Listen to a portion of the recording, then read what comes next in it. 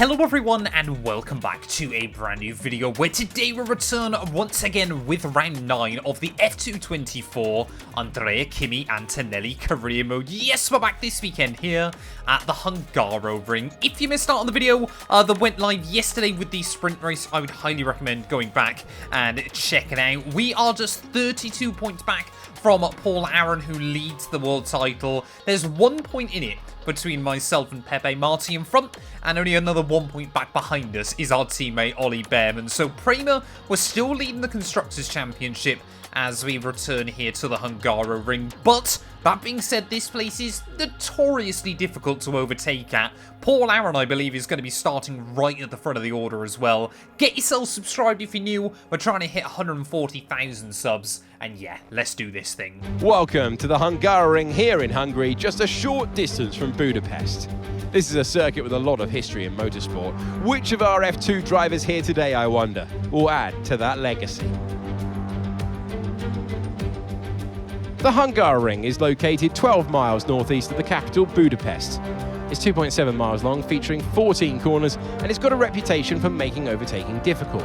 Nevertheless, there's a history of some truly exceptional races here. Let's hope our Formula 2 drivers can serve up some more of that today. So before the off, let's remind ourselves of yesterday's results with a look at the starting grid. Paul Aaron lines up on pole position, with Ollie Behrman alongside. Looking down the rest of the grid, we have Miata for sure, Kushmini, Antonelli, Hauger, Martins, Pepe Marti, Zach O'Sullivan, Stanek, Franco Colapinto, Isaac Hadjar, Villa Gomez, Maloney, Bortoletto, Taylor Barnard, Cordial, Fittipaldi, Correa, and Jack Crawford completes the grid. Now it's almost time to lights out, so let's get down to the track.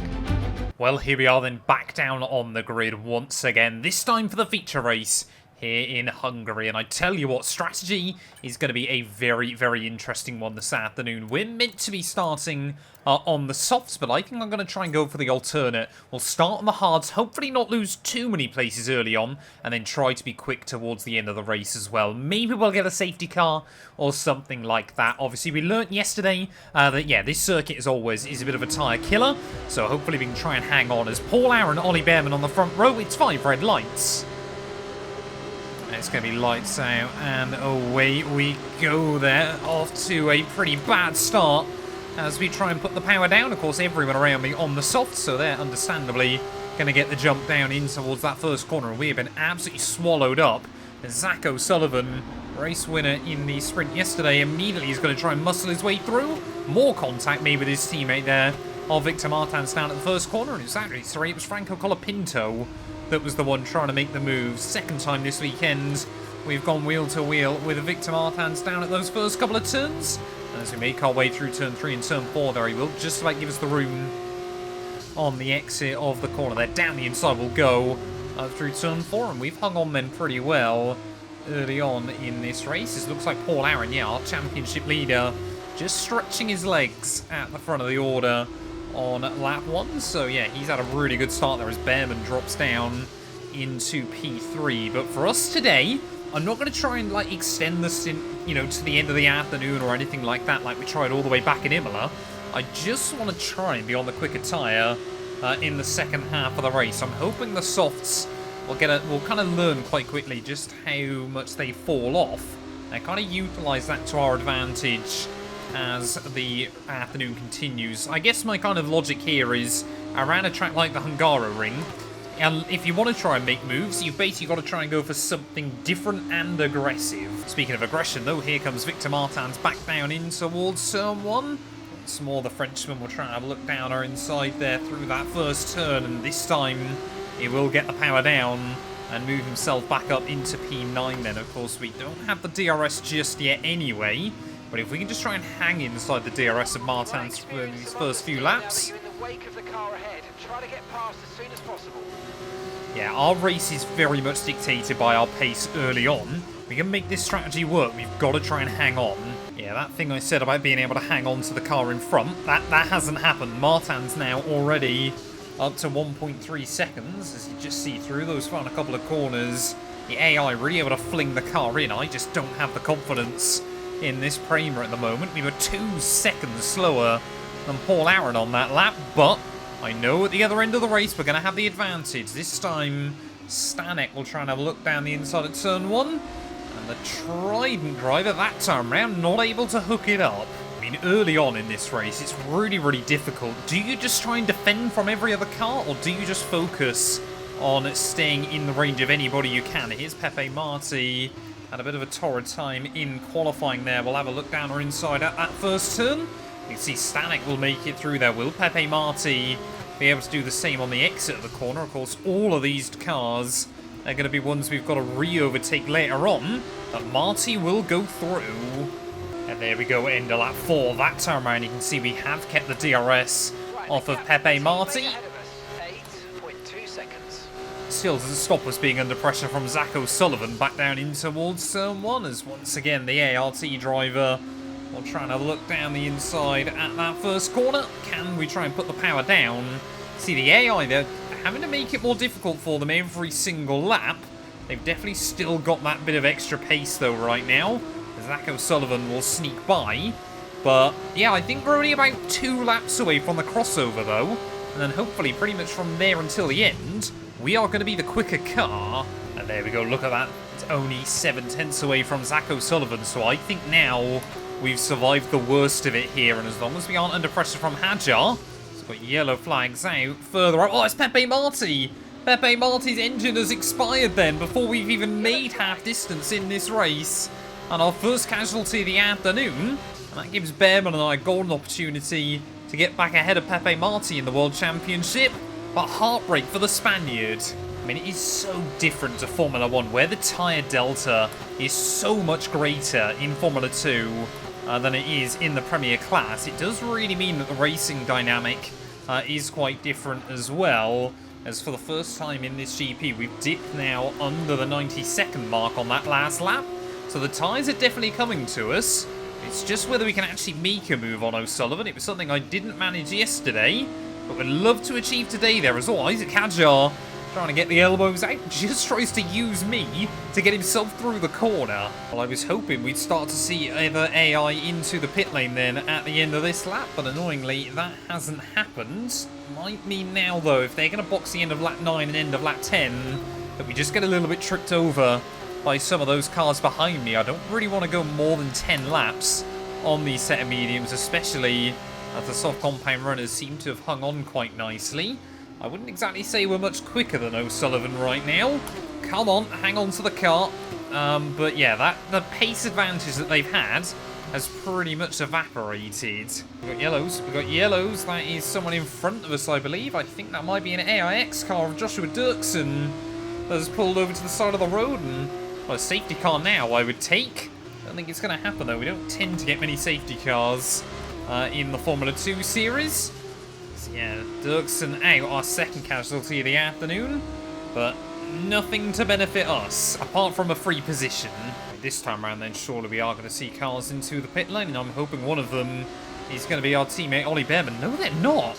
The AI still opting to stay out here, then, on them soft tyres. So if Behrman boxes the end of this lap, I'm really not going to be happy. I have selected with the team lap 10.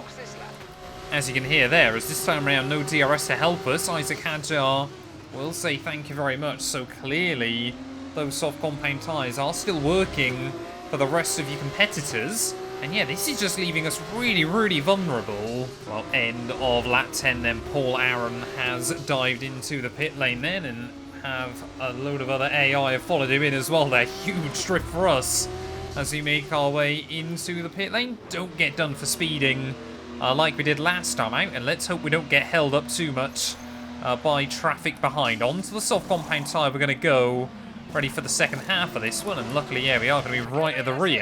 Go! That was a fantastic stop, faster than we were expecting. There is O'Sullivan, so I think we made up a little bit of ground on him. There is one of the Tridents as well, a little bit further up, so I don't think we've really lost out in all of this, but now we've basically got 8 laps to try and make up all of the gap once again. I don't actually believe Paul Aaron did pit. I might have got that one wrong, but yeah, plenty of other drivers have.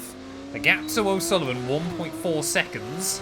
Let's really try and fly. I mean, everybody's got to try and get their tyres up to temperature, but the advantage immediately we've got on Zach O'Sullivan, half a second out of him so far on this lap. There's our teammate Ollie Behrman also in the pit lane, but yeah, these final few laps, we've just got to try and go for it. Our championship still hangs in the balance here, and especially if we're about to see Paul Aaron take yet another feature race win, we've got to try and score as many points as we can. Try and keep that gap down as best as we can. If we can keep it under 50 points here, it sounds like a lot, but that, to me, I think still gives us hope in towards the end of the campaign, is really try and get that throttle down nice and early out of the final corner. Are we going to be close enough to Zach O'Sullivan to really go for anything? Because we're going to come out back ahead of a couple of separate drivers. Down the inside of O'Sullivan will go, though. Oh, that was very aggressive, but we had the car fully in front by the time we got to the apex. And we are now back into the points then. Every place we gain from here is a nice bonus, as Colapinto and Stanek side by side just in front of me. And Stanek, yeah, just got those tyres up to temperature, so he will hang on for now. But, I mean, look at the gap, how quickly it'll come down up through the likes of turn 4. We can just carry so much more apex speed than those hard runners, so yeah, suddenly now the advantage has gone our way there, as the Argentinian Franco Colapinto will try and defend, but not enough. Round the outside we'll go. Yeah, we are going to be able to carve our way through like a hot knife through butter over these next few laps. But unless we were actually pushing him, I don't think we could get much closer to Roman Stanek through these final couple of corners. You can see now, I mean, we're able to pick up the throttle at the same time the AI are. And that's given us a huge advantage by the time we get on the run. With that DRS as well, back down in towards that first corner. Later on the brakes and Stanek on our inside. And up into P8 then. Let's try and claim fastest lap as well. I believe we only need to find a couple more tenths. But just try and take that extra point away from Aaron and give it to ourselves. But it will completely depend on how quickly we're able to carve our way through these front runners. But the pace we've got at the moment, on paper, the win probably isn't even off the cards just yet. 28-1, new fastest lap. So happy we've got that one locked down as well. I don't think Paul Aaron will be able to go quicker than that. But there's still a big train of cars extending right up into the podium places. There is a lot more that can be had. Well, with how well the soft compound tyres lasted for the AI as well here, it might well be that we have got an advantage right to the end of the race. 5 laps to go now. And we might be about to set another new fastest lap of the day. Not quite there. We just miss out against Victor Martins. But you can just see with the DRS, though, gaining by the time we get back down towards turn 1. I attempted an audacious dive bomb on him yesterday that ended up working for us. So, you know, what's going to stop me attempting to go for another one here? But Martins that time round will hang on. And we've seen Alpines put up stout defences here in years gone by. We've seen Alpines win in years gone by. This F2 race is basically Hungary 2021, just slightly less crazy. Oh, that was aggressive, but Formula 2-esque. That was not my finest. Oh, we got yellows out. Oh, Richard Verschoor's gone. Richard Verschoor just going for a spin just in front of us, so that's going to be another free one. Thank you very much. And now we've got a safety car. It means we'll use up less of our advantage of the tyre, and Paul Aaron is going to be right in front of us, so he's had plain sailing right the way through this one up to now, but he's going to be under immense pressure in these final few laps. Well, there's going to be no DRS then between now and the end of the afternoon, but Paul Aaron is going to be leading this one once again, ready for the restart here. Will Ratomo Miata be able to do anything against him there, as we are just reminding Kushmaini that we are right up his trumpet, as there goes Paul Aaron then through the final couple of turns. And now, is he going to be able to try and hang on to the race lead that he has basically had right since the get-go there? We try and get a run on Kushmaini at the final corner, but not quite close enough. As you can see, he gets a fantastic drive back down in towards turn 1. Are we going to be able to have a look for a move, though? Yes, we will. And we just about get it stopped down the inside there. So straight past the Indian will go through the first corner. That's exactly what we need to do once again. The AI, their tyres often just warm up a little bit quicker than our own inside Formula 2. but the softer compound will still provide us with the edge. Well, I can't remember whether it was the sprint or the feature, but I remember the IRL weekend here in the summer. Kimi Antonelli had to go for an alternate strategy there as well, and made a last dash after a safety car to move his way to the front of the order. So we probably aren't going to win this one unless something crazy happens on the last lap. But it has, yeah, been a very, very similar race there. As I mean, with that safety car, it has certainly meant that the strategy's worked out quite nicely for us. And as we round the final corner then to start the last lap, all over the back of Dennis Hauger, surely we'll be able to get the run on the Norwegian back down towards turn 1 as well. Oh, Miata desperately trying to apply just a little bit more pressure to Aaron as well. A bit down the inside of Hauger will go. And up into P4 then. Will we be able to get the jump on our teammate Ollie Behrman here? I'm not convinced we will. There's not many places to really go for moves around the rest of the lap here, but this is Formula 2 and anything can happen still as we dive down through turn 3 there, through the decompression, rise back up the hill in towards turn 4. Ratomo Miata, this has definitely been his weekend of the season. An absolutely fantastic drive in that Carlin Rodin car. But yeah, our top 3 so tightly bunched up at the front. I think Ollie Behrman knows as well, of course, we're still battling him in the championship. So if he could try and outscore us again, that would be useful there. But we both want a podium. We both want to try and get a trophy from this feature race. We've had a really, really good weekend. Hopefully we're going to outscore Paul Aaron there and just start to close in that gap a little bit more. But in towards the final few corners then, we won't be able to get the power down on our teammate on the exit of the final turn. So we're going to have to try and go for something somewhere before then. But I don't think an opportunity is going to open up. Paul Aaron is going to once again walk away with a feature race dub. Miata follows him home and his Prima 3 and 4 will take it. This has been truly magnificent. It's victory for Paul Aaron. Well, the pressure's really building on this one. We're getting into the business end of things, and it's going to be fully elbows out. But that's a great way to push through the mid-year.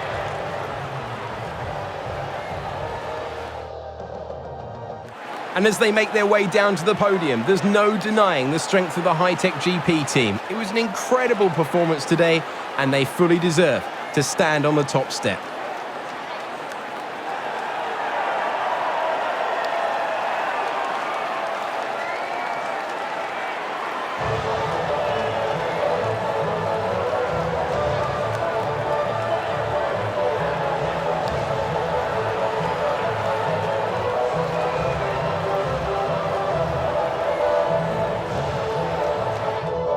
Well, there we go then. Paul Aaron once more will extend his lead at the top of the championship thanks to yet another feature race victory there. Pole position and the win once more. 25 points on the board. It's light work for the Estonian at this stage of the campaign. Miata comes through for P2 ahead of both Primas there, with Hauger, Miney, Martans, Colapinto, Stanek and Zach O'Sullivan rounding out your top 10. Once again, only 10th and 1st seem to be the only ones that finished exactly where they started. And Taylor Barnard somehow in P18. Joshua Dirksen and Pepe Marti, your 2 that failed to see the checkered flag. But what does that do to the championship? Well, it means, yeah, Behrman is back into P2. We are 1 point behind our teammate once again. Paul Aaron now with a 44-point buffer over ourselves at the top of the table. Marty still in that P4 ahead of Bortoleto, who had yet another bad weekend, with Colapinto ahead of Hajar, Sullivan, Hauger and Richard Verschaw just inside the top 10. Constructors-wise, Prima that gap 45 over Hi-Tech as well. So we're hanging on to that fairly nicely at the moment, but there's still a lot more that needs to be done by the end of the season. Thank you all so much for watching. If you have enjoyed, please do make sure to leave a like, get yourself subscribed, and we'll be back very soon when Formula 2 returns, ready in the Ardennes for the Belgian Grand Prix.